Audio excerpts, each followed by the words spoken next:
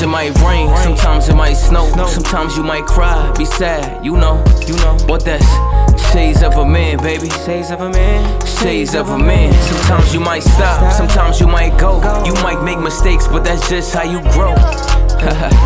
Shades of a man, baby. Shades of a man. Shades of a man. Welcome back to the Shades of a Man podcast. I'm your host, Joaquim Hauser, and today I want to talk about something we don't speak nearly enough about. Not anger, not heartbreak, not desire. I want to talk about neglect. Neglect is the invisible force that eats love from the inside out. This episode is personal. This episode is my mirror.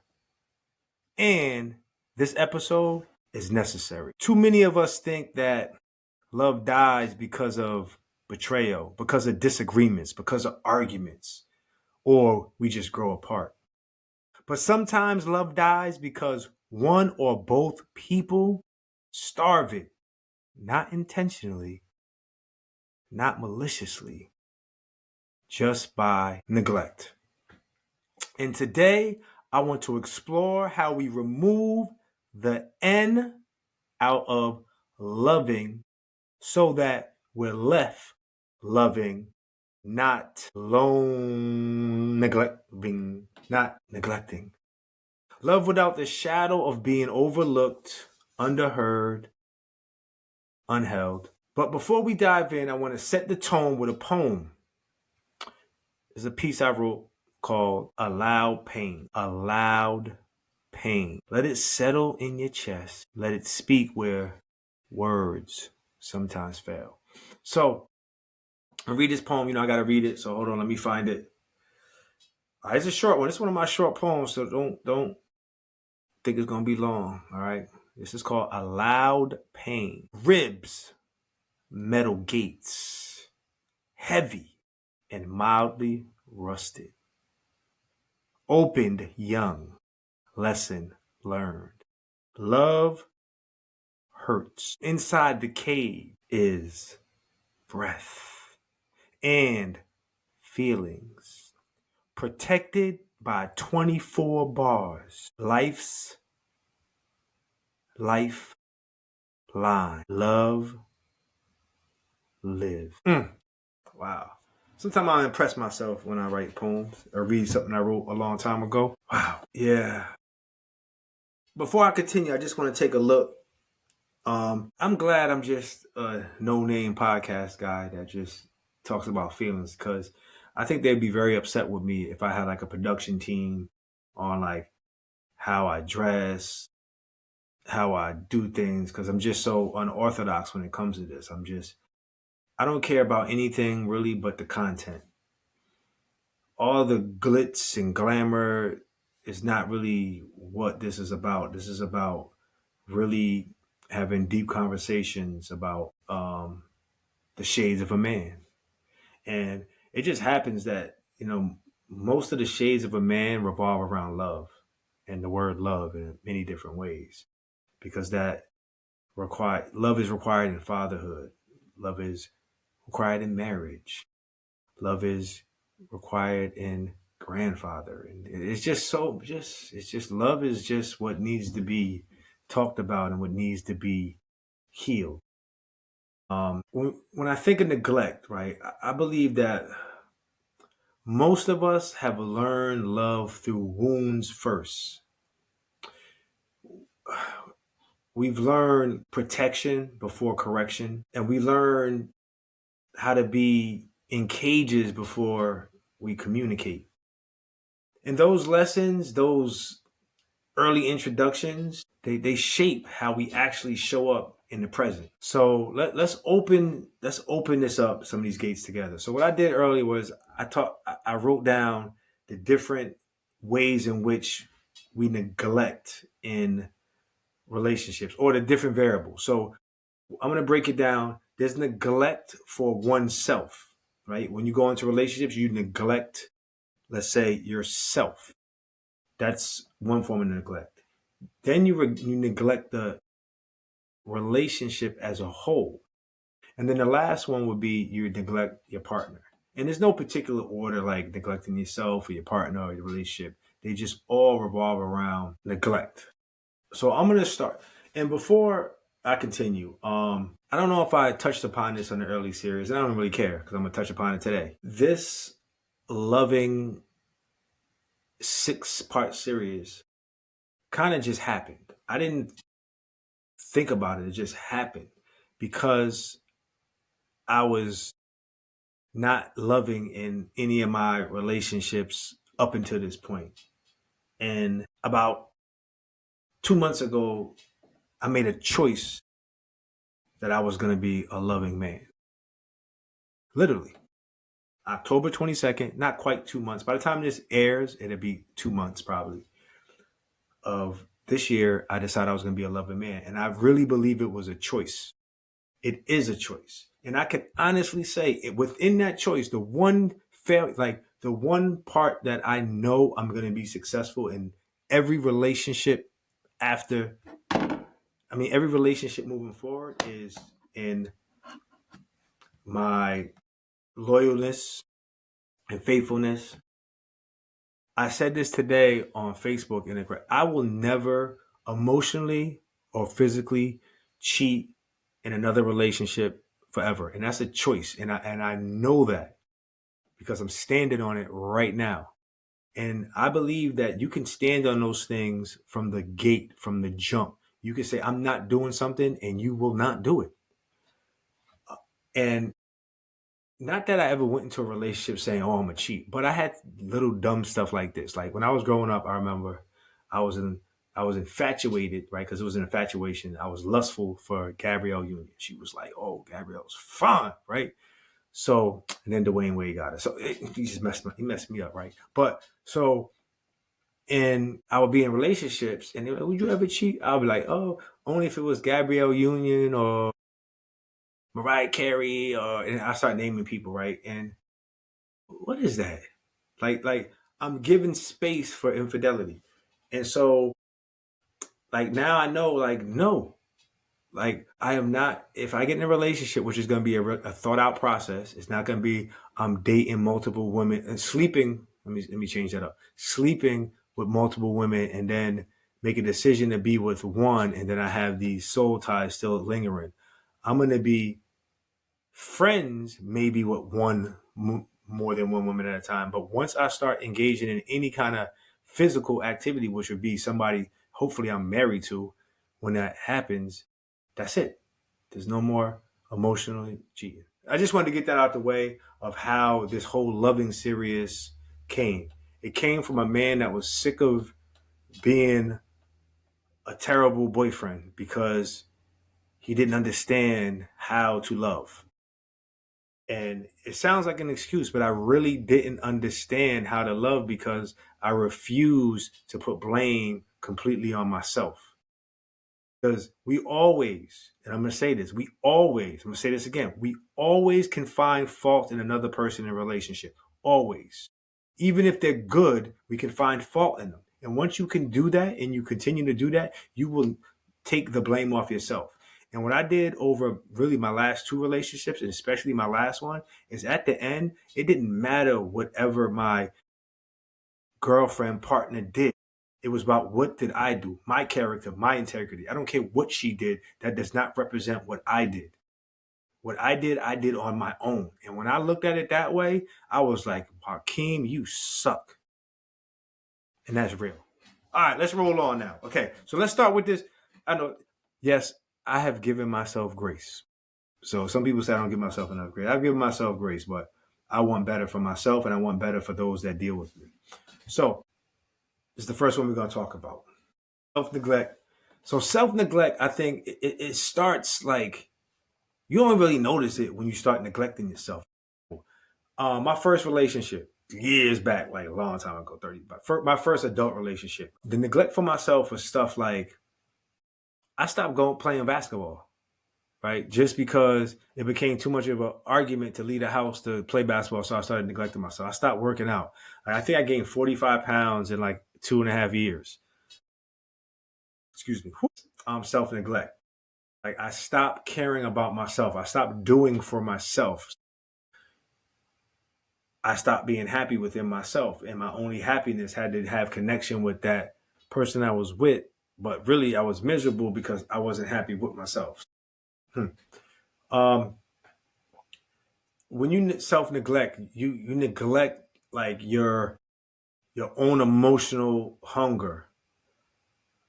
And sometimes you get so you try to get so busy in life, like you get so busy to be you're too busy trying to be strong, right? That I think that's neglect in itself. Like, I spent a lot of my relationships, me personally, being too strong instead of emotional. Like, the reason why I am the way I am in this moment, and the reason why I'm gonna be the way I am right now the rest of my life, is because I allow myself to feel.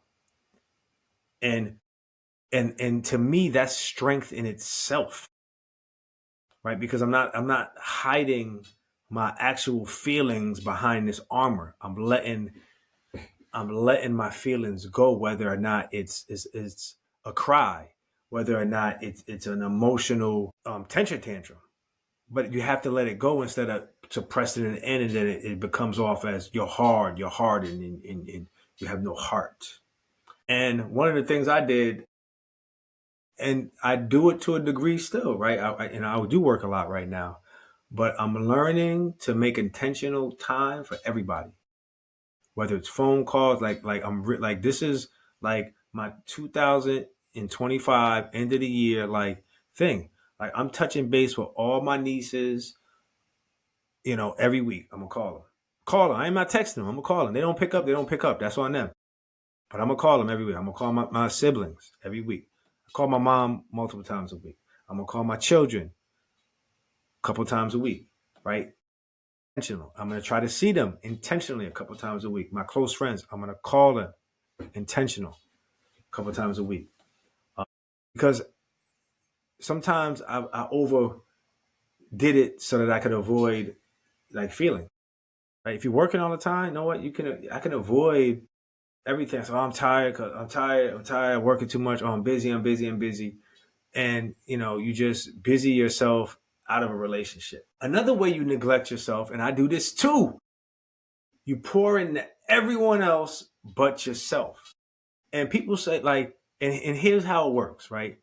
I do a lot of things for myself already, but those have been habits that have been instilled for 15 years. Like, I work out every day for myself, but that is something I've done for so long. It doesn't have the effect that it used to have. It's for me. I'm not giving that up ever, but there's still other ways in which I need to take care of myself. Appropriate sleep, appropriate eating, appropriate like relaxing. Like, one of my friends say, "Oh, Joaquin, do you ever like sit down and just sit and just no cell phone, no book, nothing, and just sit and think for a little while?" In the reality, when he told me that, I didn't, and I started doing it, and I actually enjoyed it when I didn't have when I had good things on my mind. When my relationship started to dwindle, I didn't like that sitting alone time, because like I just thought about how I could fix what I couldn't fix, because in order for me to fix what I needed to fix, I had to be 100% honest. And if I was 100% honest, I was afraid of the result I was going to get at the time. Now, knowing that my honesty might have saved my relationship, even though the honest is what I didn't want her to know. That makes sense to y'all. Yeah. A lot of times we neglect ourselves and we lose completely who we are. I essentially lost myself in my last relationship, and no one knew it but me. No one knew it that I was lost but me, because I had neglected my feelings. I was neglecting myself.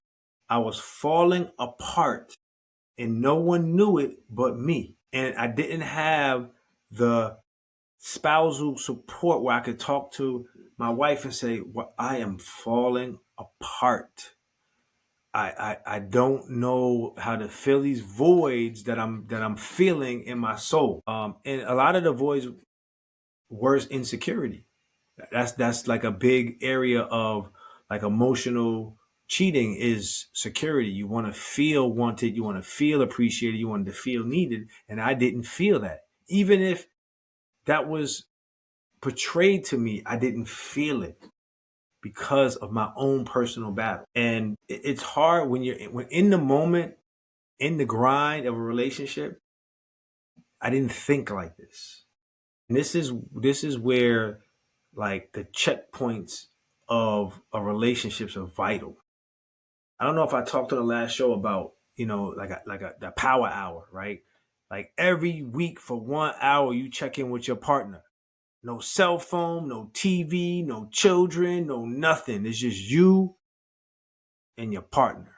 Hour power for an hour minimum. It could go 3 hours because it might get that enjoyable. It might be that much resolving you might need to do at that particular time, but a minimum an hour. And during these check-ins, this is where you can talk freely with that person, let them know where you are. And if you do that consistently, a lot of time won't go by where you're not connected.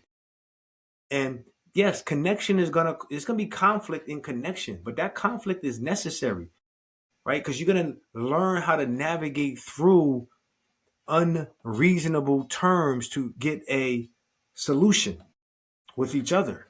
But if you don't have specific time where the focus is just you two, it's gonna be difficult. Yes, you could do it with a baby. Yes, you could do it if you work a lot. Yes, so you have to if you want a stable, healthy, beneficial relationship that's not neglectful. And another way of neglect is like saying you're fine when you're falling apart. Raise your hand out there if you're guilty of that.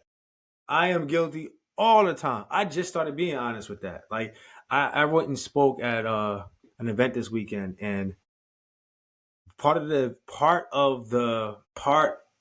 of my presentation was talking about how the year 2025 was the hardest year of my life. However, I got the most accomplished. And the reason it was so hard, but nobody knew. Nobody knew. Because I told myself I was fine. I told myself I was fine essentially until about October 8th of 2025. And I had been in pain since October 8th of 2024. We went on a marriage retreat somewhere in October. So since that marriage retreat, because it was at the marriage retreat where I realized that I had to, in order for my relationship to work, that I had to come clean 100% with um, my wife, meaning that I had to tell her everything that I had did, um, and most of what I had did, like the stuff that she thought I did, was nothing. It was the stuff that I did that she didn't know, like the little lies here, the little lies there, the emotional cheating, and in order for me to be able to breathe and to move on, I had to let that go, and because I was hanging around with people full of integrity.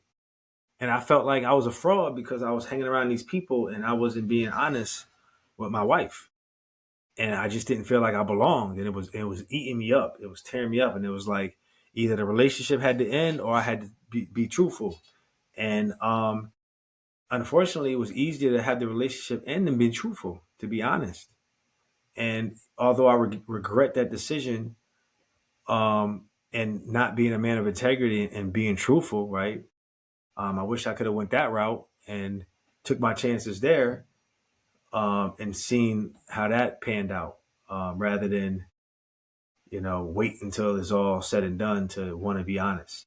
So why neglect is so dangerous for a person? So because neglect becomes a normal. It becomes a lifestyle. Like you neglect yourself and you don't even recognize it, and it becomes a part of your life. Many of us believe that pain is a part of the contract, that love meant endurance, that survival meant silence. But when self neglect shows up later in your life, oof, you start to resent a lot. You start to resent a lot of things. So we talked about all the problems with self neglect and how like it is dangerous to lie to yourself and say you're okay when you're not. If you lie to yourself, you'll start to believe it. And you think that it's normal to feel empty, it's normal to feel pain, it's normal to neglect yourself.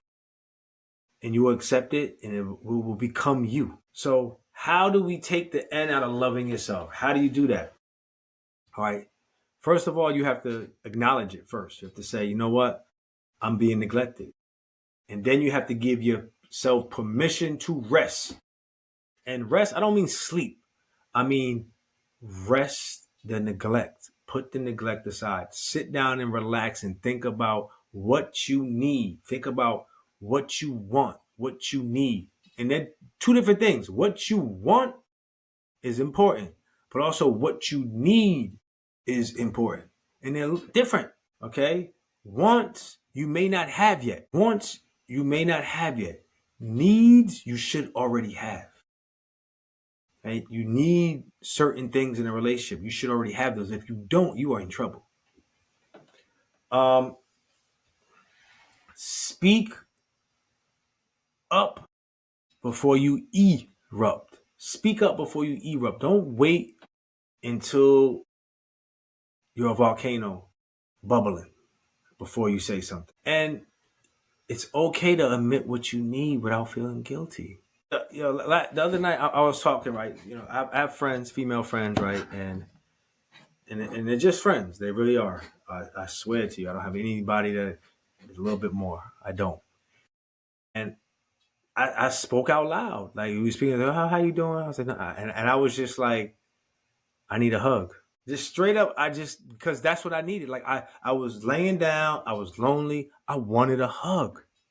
Like that's what I wanted. And I just let it out. Like I wanted a hug.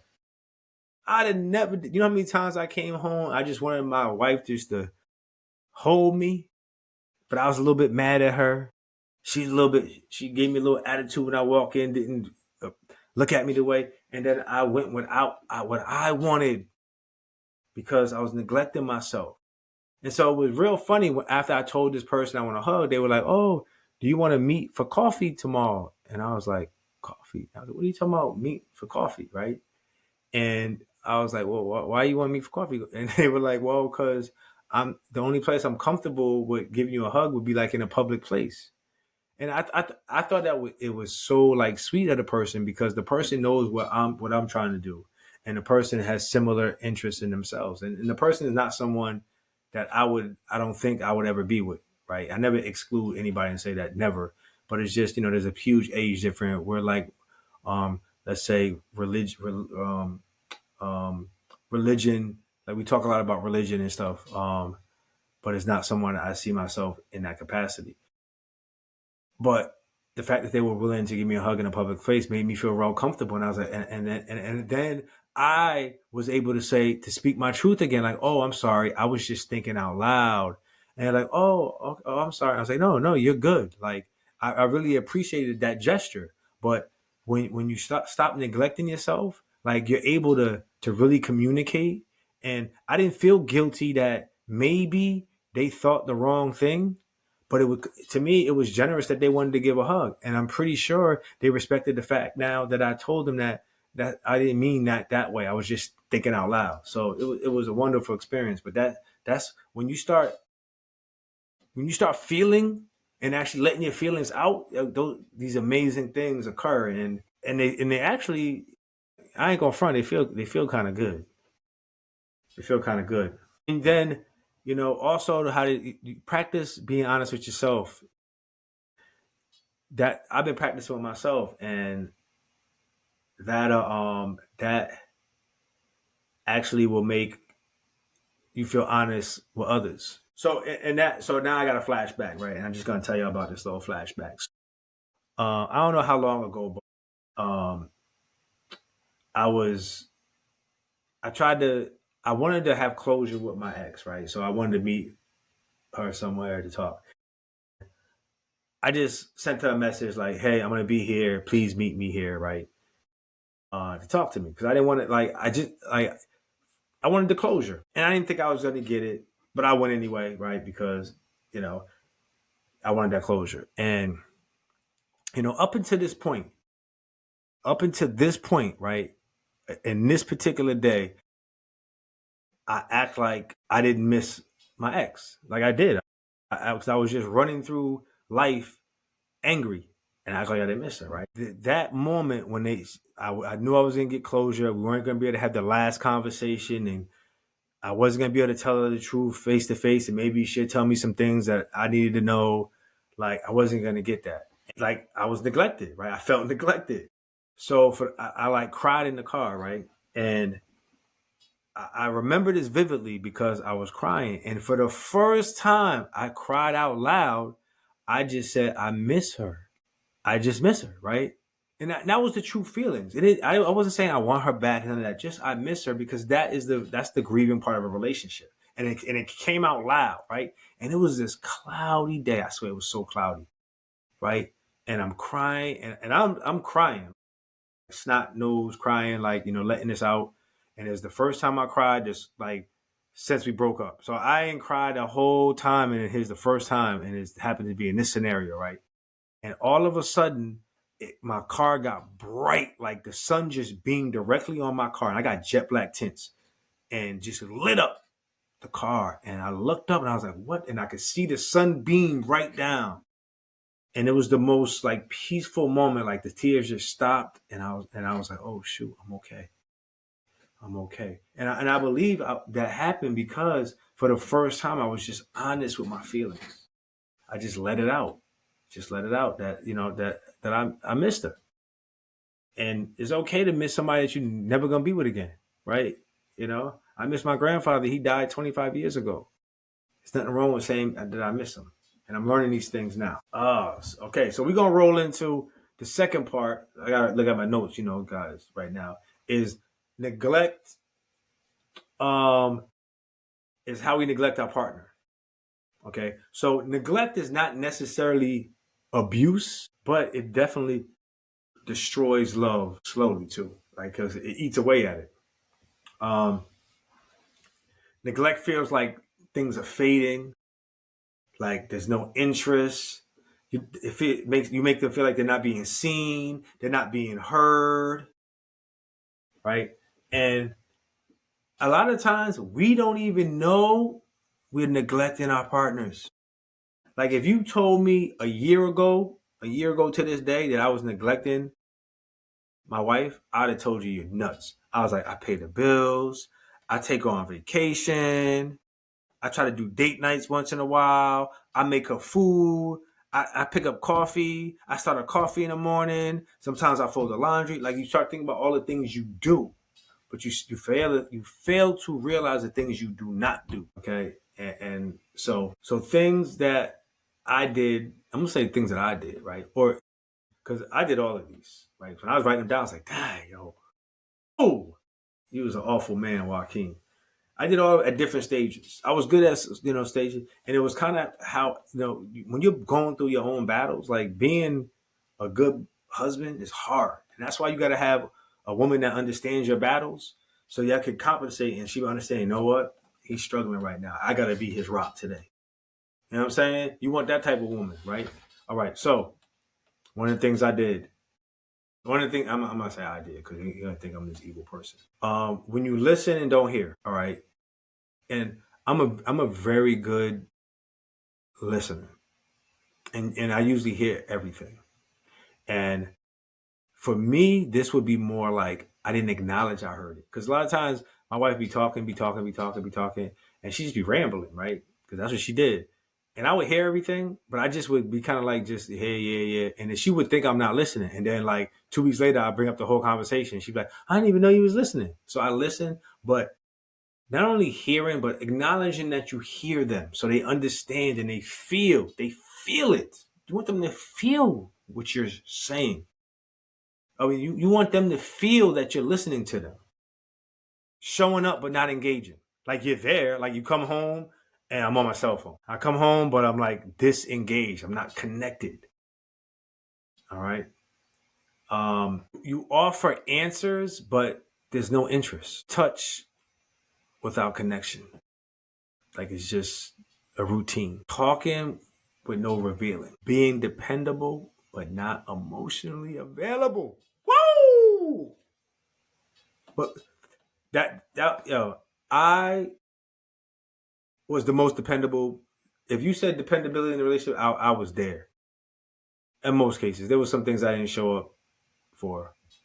That not. I mean, I had an excuse. I was working, but I could have probably worked that out. But being dependable but emotionally unavailable or not emotionally available, wow! Like I think that's the deepest one for me was that I am dependable, but I was not reliable emotionally, and yeah, that had to do all that's 100% to do with me.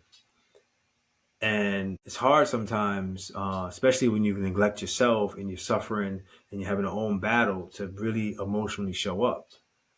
Um, you know, as I start letting friends and trying to start meeting people a little bit, like I'm very cautious, like I'm very distant. And it's like, the whole celibacy thing for me really is important because, you know, celibacy is like my protection and their protection for getting involved without truly understanding and respecting the person I'm with. Like I could fall lustfully and like with a lot of people because they're beautiful and the touch feels so good and the dopamine is so dope, but I may not be emotionally available but then be in a relationship. And I don't want that feeling again where I'm not emotionally available and I'm in a relationship and I'm trying to be emotionally available, but I'm really not.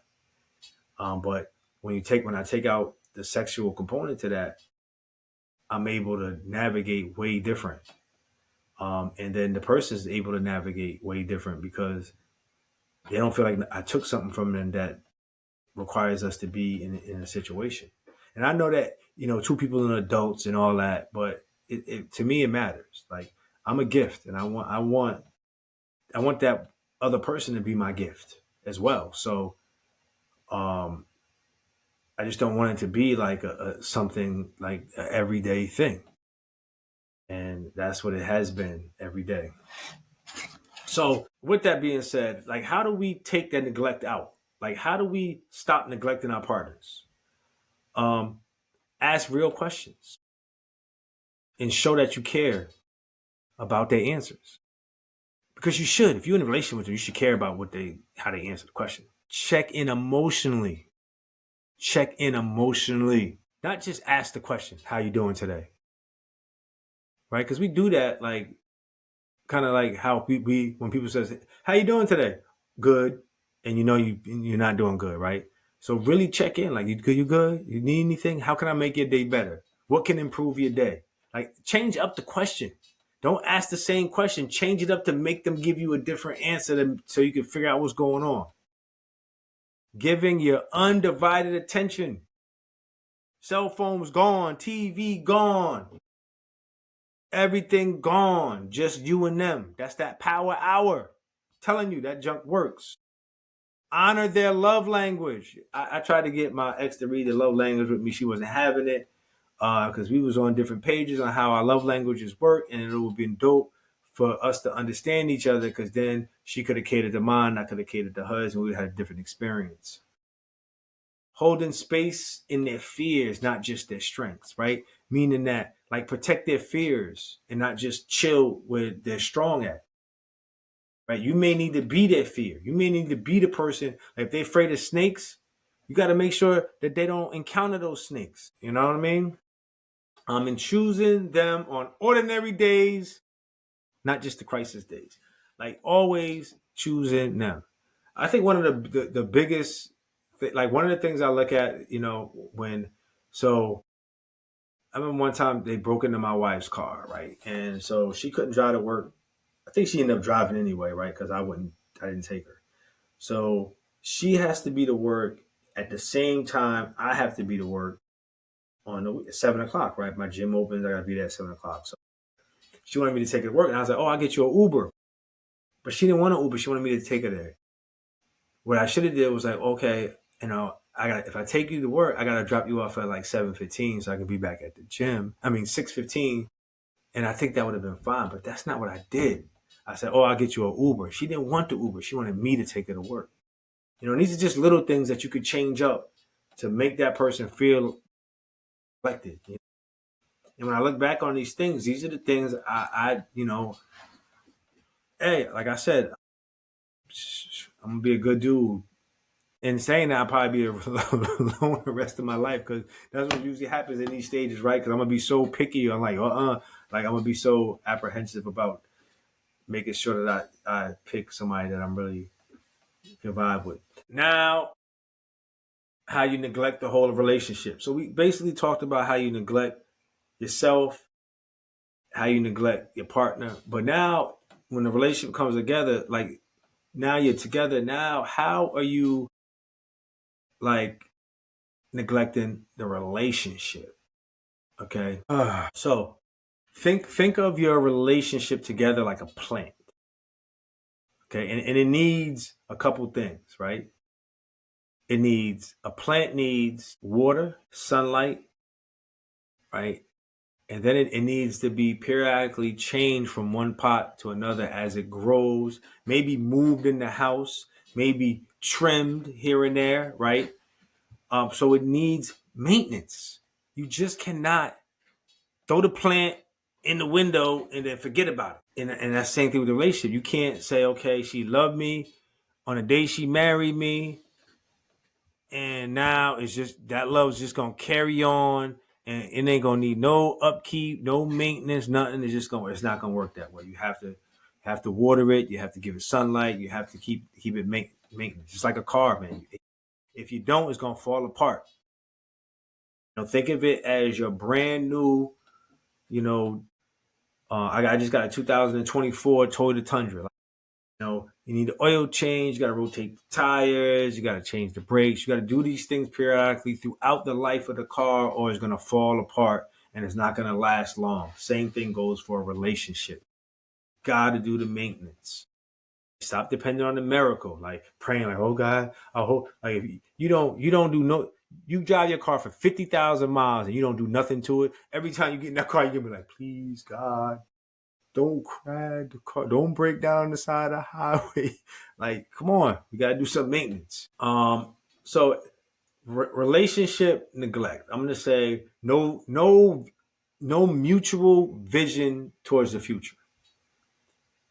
Like, what's in mutual vision is like, I always tried to like I did some things. I always tried to plan a vacation every couple months so we have something to look forward to instead of going to work every day, right? But I should have also planned a date night every week, right? Or I shouldn't say we should have planned a date night every week so we had something to look forward at the end of the week to see each other. Having no like ritual of connection, like I just said, date night and all that stuff. Having Taco Tuesday, Family Monday, Family Sunday, Game Night Saturday, whatever you guys do to connect with each other. You don't have any conflict resolution habits or routines. Like, how do you solve conflict? How and when do you solve conflict? Not when like conflict. Like, I could do something to you on Tuesday, right?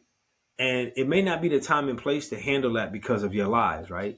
But you have to have a day where you say, okay, you know what? On Tuesday you did this and it hurt my feelings. On Wednesday you did like, and then you come to a resolution, appropriate time, hour, disconnected. So it's just you and that person. But oftentimes we end up having arguments when I'm at work and you home, or we both at work, or in front of the kids, whatever. That's not good practices.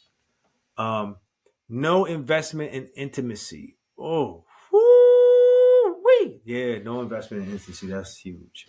No shared goals. Like, you don't have anything that you're working on together. And we had those things. I can honestly say that there was a point in time when me and my wife before she became my wife, we were going strong, man. All right, and we're not emotionally transparent. Guilty. I was not emotionally transparent. I held everything in. When I wanted to cry, I act like I was strong. When I wanted to hug, I act like I didn't want to be touched. My wife would tell you that I'm not affectionate, and I am a baby affectionate. And I try to tell her that, like, as like later on in life, I was like in a relationship. I was like, oh, I just want like a mama figure, like somebody like. And when I say like a mama figure, like for me, like a mama figure is I want to be that 5-year-old kid. When you're a 5-year-old kid, your mom is the bomb. Like the way she hugs you, pick you up, her fingers and wipe it all across your face, pick the boogers from your nose. Like, yeah, man, that's how like affectionate I really want things, you know. But it's hard to tell somebody that because you don't want to feel soft. But I'm gonna be that person now, yo. I don't know if I want my girl to lick her fingers though and wipe my eyebrows though. I'm just saying. All right, so and obviously the opposite is gonna fix those things. Like you should be building rituals with each other. You should be, designated intentional time together. You should be evolving. You should keep learning about each other. Like we evolve every day. You should be learning as your person is evolving. Like that was one of the things that I felt like I was moving and my wife wasn't. Like, like I was trying to grow and my wife wasn't. Like and I could be because my wife was growing. She had became a nurse since we met. Like she was enjoying the job. Like, she was doing her thing. But I was also doing my thing and trying to grow and stuff. And I felt like she wasn't there. Like she didn't see my efforts and what I was doing. And like, it was crazy. Um, mm. And I think you should repair conflict quickly. Like, I don't think you like when you get on the topic has to be resolved completely and never brought up again. I mean, me and my wife were talking about the same problem for 3 years. For 3 years, this not a new problem, the same problem. After we talked about it, because in her mind it was not resolved, and it should have been resolved a long time ago. Um, yeah, it's crazy. And you have to dream together. Like, baby, what do you want to be like? You gotta have some kind of similar like dream and goal together. That is like, whether it's like, okay, we want to go to Hawaii, or you want to like one of the things that yeah, I want a farm, like and it was one of the things that I didn't talk to my wife enough about, right? But I believe she wanted like horses and stuff, and I started the process. I got chickens right now and stuff, but I wanted like pig and a cow, and like a little farm, like a mini farm with some animals and stuff, and all the work I was doing. All this hard work I'm doing right now is so that when I retire, like at age 65, maybe later, maybe 70, because I love like doing what I do. And then I want to have a farm, man. I want to like talk to the cows and name them and have a pig and, you know, just live like that, And I know my wife was really into horses. So, like, that would have been like the perfect dream for us to dream together. Like, when things are bad, just say, man, let's just think about our farm, like what we're going to do, right? But we didn't do that, yo. And you can't, that's it, yo. It's over. Oh man, reflection, right? How like so when two people prioritize their relationship as much as they prioritize themselves, love becomes sustainable and it for should last the rest of your lives, right? As long as people are treating each other right and faithful and respectful. And so we're gonna begin to wrap this up, and I hope you got value in this. It was valuable for me to talk about this topic. Like every time I step on this mic, it gives me value. It gives me hope that I will be able to love appropriately, and my mistakes are not who I am. They just lessons and bumps along the way. So I'm doing the work. Like this is just a part of the work. I spend a lot of time reflecting on the things that I need to do without blame. And that's why, I may have a moment where I say something negative to one of my friends about my ex, but at the end of the day, what I try to do is really just hold myself accountable. And I know pain, right? I do know pain. And, when you know pain, you're able to inflict pain. And I know I did, not intentional, not that's what I wanted to do, but it's what I'm comfortable at doing because I'm avoidant.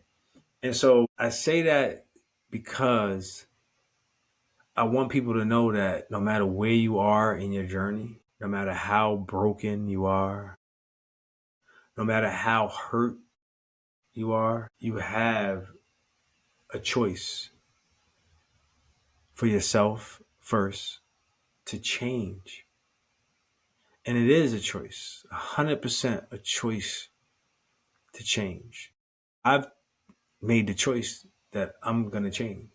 Love is going to be the beautiful thing that I see in movies and learn from the movie, right?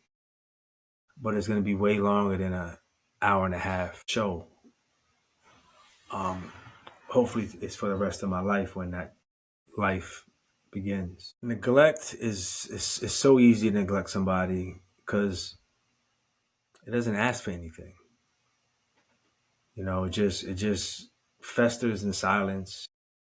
It thrives in busyness and survives off good intentions with no follow through. But love, yeah, that's what we're talking about. That's why we're here, right? Love requires you showing up. It requires choosing. It's a choice. Love requires tending. Like you got to tend to those chickens, right? Love requires removing the removing the neglect so that the word love is pure. It's not just surviving or like you grip, like just grip slowly holding on, like hoping that it's going to fix itself. And maybe today, the most powerful thing that you could do is just ask yourself, where have I been neglecting myself? Where have I been neglecting someone I love? And where have I been neglecting the relationship that I claim I want? And what does it take to take the N out of loving? And what would that look like in my life if I took that N out of loving? If I took that neglect out of my life? Love deserves attention. You deserve attention.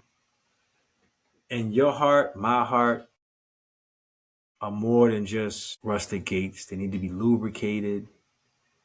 They need to be oiled. It deserves renewal. It deserves breath. It deserves to live free. Love deserves to live. Yeah. Well, thank you for listening to the Shades of a Man podcast. Thank you for walking this road with me. And remember, you can't heal if you're still trying to hide. And what you can't love, you neglect. Make sure you subscribe, like, share with those that this can help. I'll see you on the next episode. Yeah. Sometimes it might rain, sometimes it might snow, sometimes you might cry, be sad, you know. But that's shades of a man, baby. Shades of a man. Shades of a man. Sometimes you might stop, sometimes you might go. You might make mistakes, but that's just how you grow. Shades of a man, baby. Shades of a man. Shades of a man.